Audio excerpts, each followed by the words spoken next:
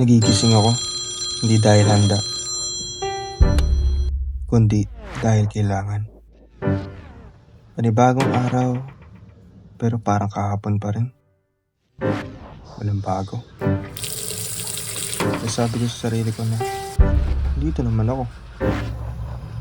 Pero parang may kulang. May mga bagay sa paligid ko na nandiyan.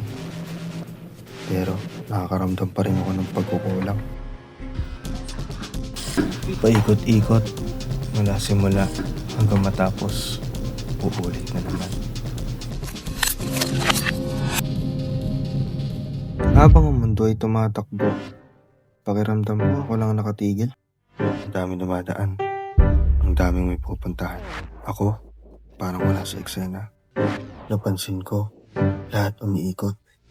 Orasan, mundo, mga pagkakataon. At ako rin, umiikot sa parehong tanong. Hanggang kailan kaya ako mananatiling ganun? May mga sandaling ang tahimik ng paligid, pero ang ingay ng isip ko, mga paano kung baka hindi pa sapat, unti-unti, pakiramdam ko, lalo akong lumiliit.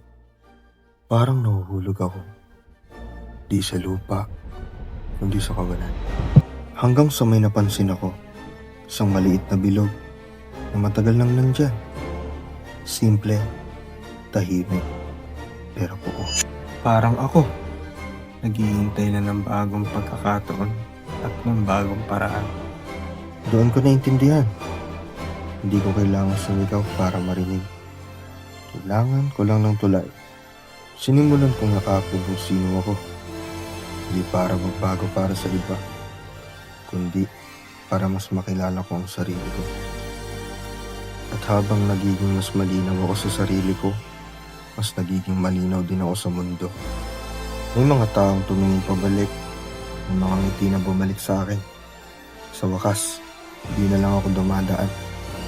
Nakikilala na ako. Nung may nakita akong tahimik din, naaalala ko kung ano ang pakiramdam ng hindi makita. Isang simpleng koneksyon, isang scan, dalawang kwento ang nagtagpo, isang maliit na bilog, isang simpleng tap, pero binago nito kung paano ako makita.